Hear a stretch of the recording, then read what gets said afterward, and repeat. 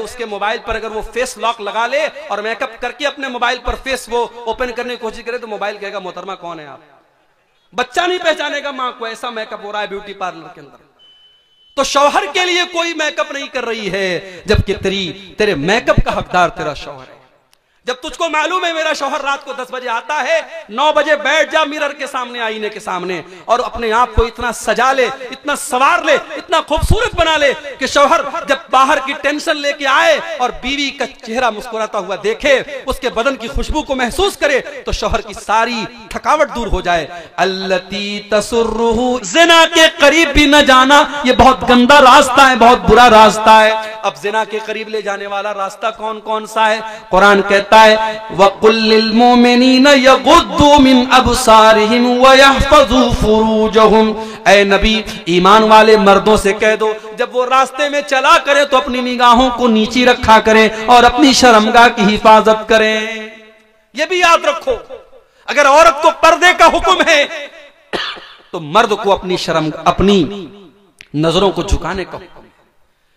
वो एक शायर कहता है सभी हम ही से कहते हैं निगाहें अपनी नीची रख, सभी हम ही से कहते हैं निगाहें अपनी नीची रख, कोई उनसे नहीं कहता न निकले यूं अया होकर। शायर कहता है कोई औरतों से नहीं कहता कि वो बेपर्दा होकर के न निकले, सब हमसे कहते हैं निगाहें अपनी नीची रख। और अकबर इलाहाबादी का बड़ा मशहूर शेर है, बेपर्दा नजर आई कल जो चंद बीबियां, अकबर ज़मीं में गैरत कौमी से गड़ गया, पूछा जो उनसे आपका पर्दा वो क्या हुआ, कहने लगी कि अक्ल पे मर्दों के पड़ गया।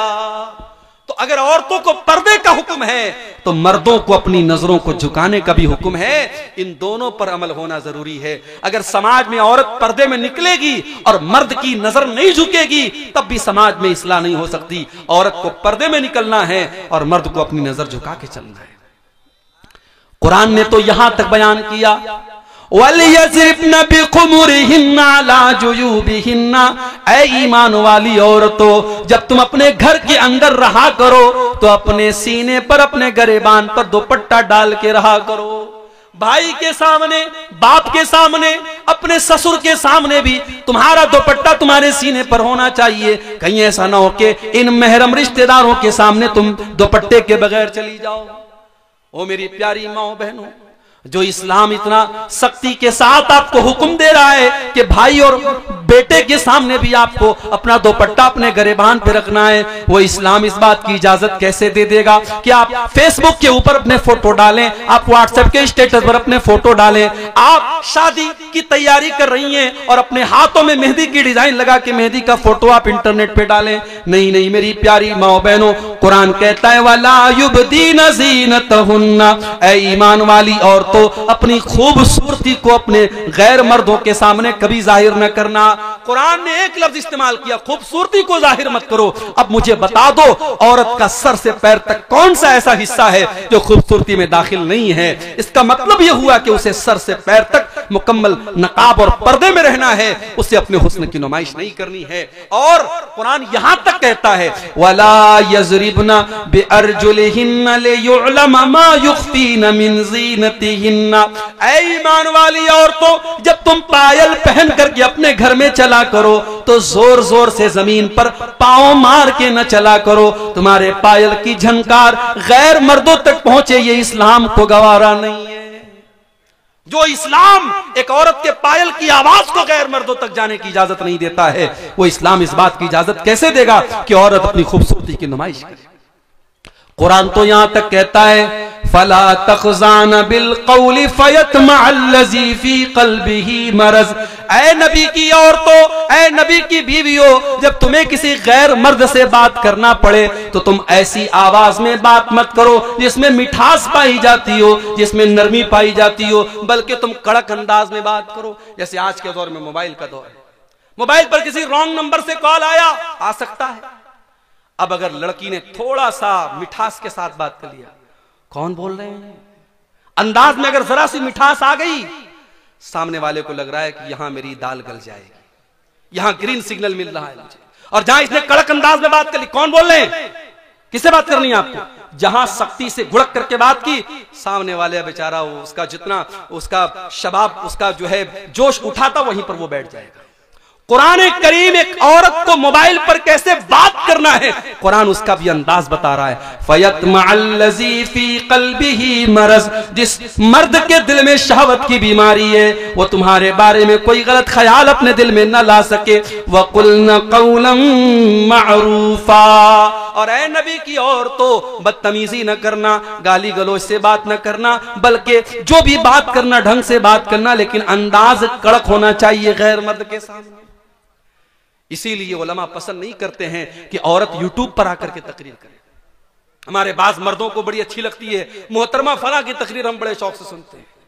ठीक है, इस्लाम में मना नहीं है, औरत बयान कर सकती है, मगर औरत का बयान औरतों के दरमियान हो तो अच्छा हो। एक जनरल प्लेटफॉर्म पे जहां मर्द भी सुन रहे औरतें भी सुन रही, मुनासिब नहीं है। इसलिए कि गैर महरम से कुरान कह रहा है कि औरत जब बात करे कड़क अंदाज में बात करे। उसके बाद फरमाया वक़र्न फी बुयूतिकुन्ना, ऐ नबी की बीवियों तुम अपने घरों के अंदर इज्जत के साथ रहा करो।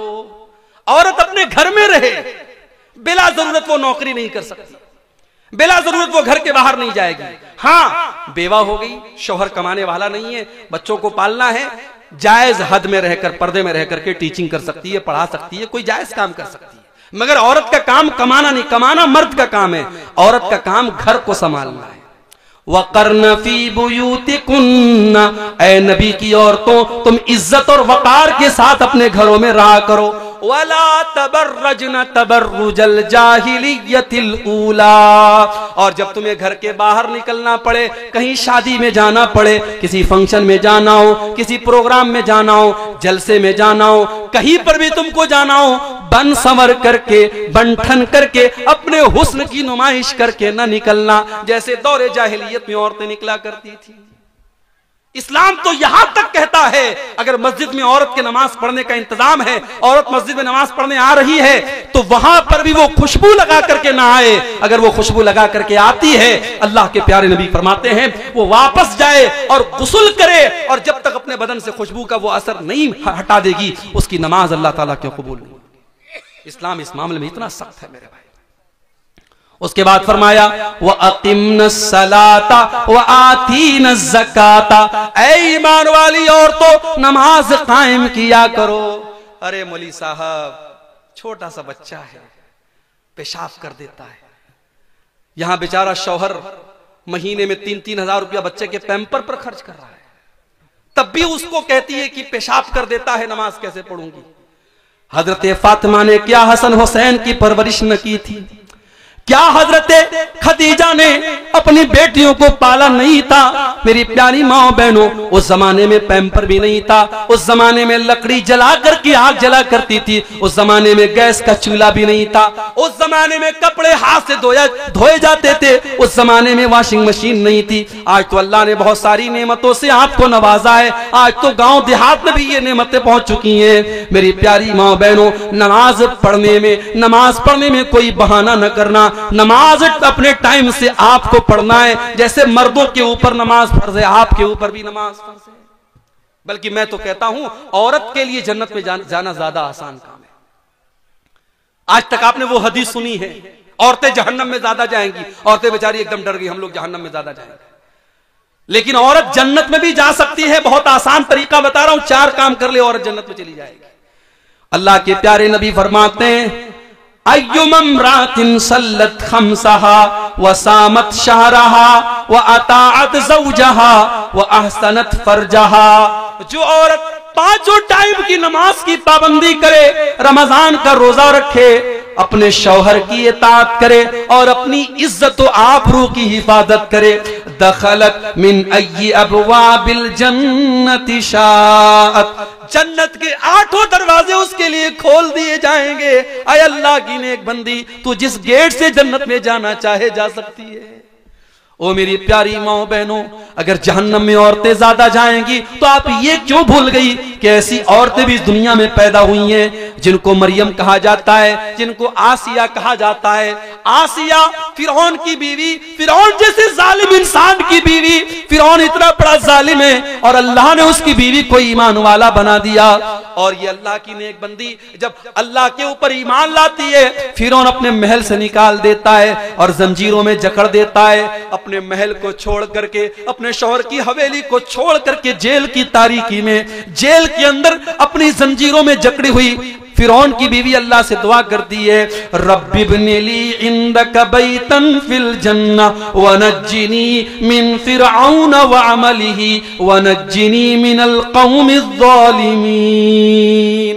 आय अल्लाह, तेरी तौहीद के लिए, तेरे दीन के लिए, आय अल्लाह मैंने फिरौन का महल छोड़ दिया।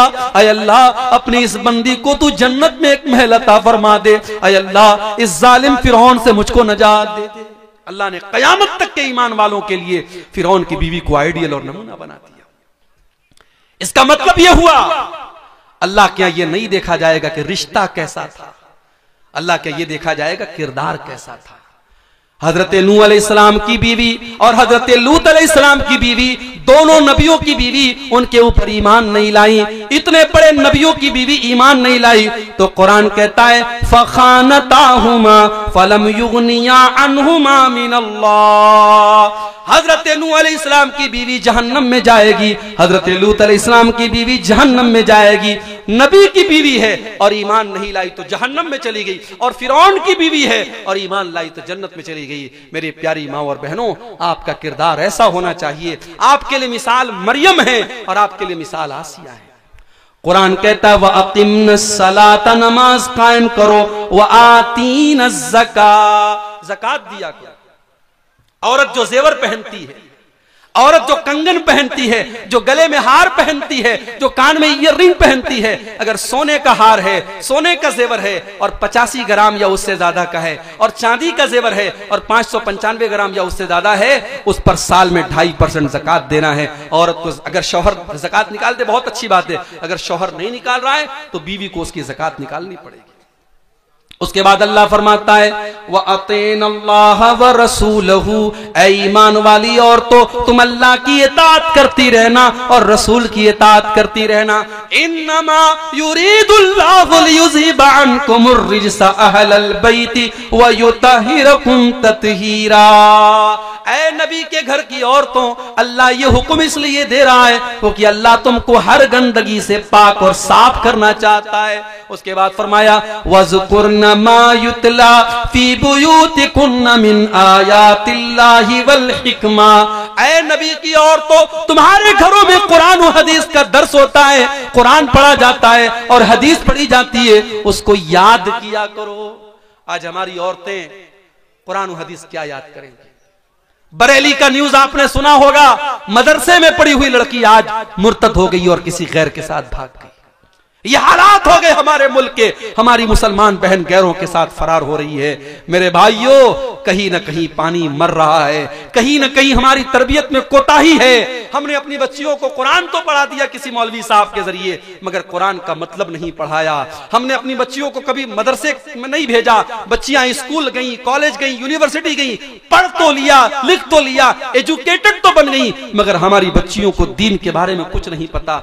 अल्लाह के वास्ते होश का नाखून लो, अपनी बच्चियों को दीन सिखाओ, अपनी बच्चियों को इस्लाम सिखाओ, अपनी बच्चियों को तौहीद सिखाओ। इसीलिए हजरत अली फरमाते हैं कि कुरान की जो ये आयत है, अल्लाह फरमाता है कू अनफुसकुम व अहलीकुम नारा, अपने घर वालों को जहन्नम की आग से बचाओ। हजरत अली कहते हैं इसका मतलब क्या है? अल्लिमूहुम व अद्दिबूहुम, अपने घर वालों को दीन सिखाओ। ये मदरसे जहां बच्चे बच्चियां पढ़ रहे हैं, इन मदरसों के लिए आज भीख मांगनी पड़ती है। आज हमारे बंगाली जबान में वो बेचारे नज़्में पढ़ पढ़ के और शेर पढ़ पढ़ के आपसे चंदा मांगते हैं। होना तो ये चाहिए था आप खुद आगे बढ़ के देते। जिसकी 10,000 की ताकत है वो 10,000 देता, जिसकी 1,00,000 की ताकत है वो 1,00,000 देता। इन मदरसों के लिए भीख न मांगनी पड़ती। मगर हाय, आज इन मदरसों को हमने इतना कमजोर बना दिया। जब तक घर घर जाके लोग भीख न मांगे, ये मदरसे नहीं चल सकते। मेरे भाइयों, अपनी बच्चियों और बच्चों को इन मदरसों में दीन की तालीम दो, तभी आपकी बच्चियां बच सकती हैं। और कुरान ये भी कह रहा है मुसलमान के घर में कुरान और हदीस का दर्स होना चाहिए। इसलिए वक्तन फवक्तन साल में आपने एक बार जलसा करा लिया, बहुत अच्छी बात है, लेकिन वक्तन फवक्तन किसी आलिम के जरिए या आलिमा के जरिए घर घर भी छोटे छोटे प्रोग्राम होने चाहिए, औरतों के मखसूस प्रोग्राम होने चाहिए। आज कितनी औरतें हैं, नमाज का तरीका उनको नहीं आता, वजू का तरीका उनको नहीं आता, गुस्ल का तरीका उनको नहीं आता, पाकी नापाकी के मसले उनको नहीं आते, तौहीद का मसला उनको नहीं आता, शिर्क क्या है उनको नहीं आता। कितनी औरतें हैं कितने शिरकिया कामों में पड़ी हैं। मेरे भाइयों, कुरान कहता है वज़कुरन मा युतला फी बुयूतिकुन्न मिन आयातिल्लाहि वल हिकमा। ऐ नबी की औरतों, अपने घरों में कुरान और हदीस जो पढ़ा जाता है उसको याद करो। और आखिरी दो बात बयान करके बात खत्म कर रहा हूं, क्योंकि आप सर्दी में बैठे हैं, मुझे एहसास हो रहा है, मैं इस स्टेज पर बैठा हूं, यहां लोग बैठे हैं, सर्दी कम महसूस हो रही है, आपको ज्यादा महसूस हो रही होगी। दो बातें और आपके सामने रखता हूं। घर को अगर जहन्नम की आग से बचाना है मेरे भाई, घर में मोहब्बत पैदा करो, बीवी अपना हक अदा करे, शौहर अपना हक अदा करे। आज शौहर आते हैं, मौलवी साहब ऐसी तकरीर कीजिए औरत एकदम मेरी खिदमत गुजार बन जाए। औरतें ये चाहती है ऐसी खिदमत, ऐसी तकरीर करे कि शौहर बिल्कुल उनके ताबेदार हो जाएं। बीवी चाहती है शौहर उसका हक अदा करे, शौहर चाहता बीवी उसका हक अदा करे। आओ अपने नबी के पास चलते हैं। अल्लाह के प्यारे नबी सल्लल्लाहु अलैहि वसल्लम से पूछा गया अय्युन निसाई खैर, अय अल्लाह के नबी कौन सी औरत सबसे अच्छी औरत है। बड़े गौर से सुनना मेरी माओ, रात रात भर आपने तहज्जुद पढ़ लिया होगा, हो सकता है आपने हर महीने 3-3 नफली रोजे रखे होंगे, हो सकता है आप रोजाना 5-5 पारे कुरान की तिलावत करती होंगी, मगर अल्लाह के नबी से जब पूछा गया कि कौन सी औरत सबसे अच्छी औरत है, नबी ने फरमाया 3 क्वालिटी जिसके अंदर पाई जाए, 3 चीजें जिस औरत के अंदर पाई जाए वो सबसे अच्छी औरत है। अल्लती तसुर्रुहु इज़ा नजर, जब शौहर देखे तो खुश हो जाए। या तो उल्टी बात है, शौहर घर में आता है, जब तुझको मालूम है मेरा शौहर रात को 10 बजे आता है, 9 बजे बैठ जा मिरर के सामने, आईने के सामने, और अपने आप को इतना सजा ले, इतना सवार ले, इतना खूबसूरत बना ले कि शौहर जब बाहर की टेंशन लेके आए और बीवी का चेहरा मुस्कुराता हुआ देखे, उसके बदन की खुशबू को महसूस करे, तो शौहर की सारी थकावट दूर हो जाए। अल्लती तसुर्रुहु इज़ा नजर, जब शौहर देखे तो खुश हो जाए। दूसरी चीज वह तुतीउहु इज़ा अमर, जब शौहर कोई हुक्म दे तो माने। यहां तो होता हम क्यों माने, हम कोई उसकी नौकरानी है, नौकरानी की बात नहीं है। मियां बीवी का रिश्ता कोई मालिक और नौकरानी का रिश्ता नहीं है, मगर हाँ स्कूल में एक प्रिंसिपल होता है, एक टीचर होता है, टीचर को उसी हिसाब से पढ़ाना जैसे प्रिंसिपल कह रहा है। अगर हर टीचर प्रिंसिपल बनेगा स्कूल बंद करना पड़ेगा। घर भी एक स्कूल है और घर का प्रिंसिपल मर्द है और औरत उसके अंडर में काम करेगी। अगर शौहर की कोई बात है तो बीवी को चाहिए कि माने उसको।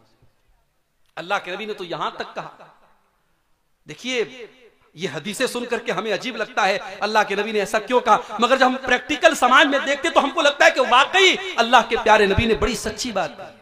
आपने फरमाया अगर शौहर अपनी बीवी को अपने पास बुलाए, बीवी को चाहिए अपने सारे काम छोड़ करके शौहर के पास जाए, वह इनकान तालत तन्नूर, यहां तक कि अगर वो चूल्हे पर रोटी पका रही है, चूल्हे पर है, तब भी वो जाए। ये कौन सी बात हुई, बिल्कुल बात हुई। शौहर अपनी बीवी से 24 घंटे कभी भी उसको अपने पास बुला सकता है, और अगर बीवी के पास कोई शरई उज़्र नहीं है तो बीवी को जाना चाहिए।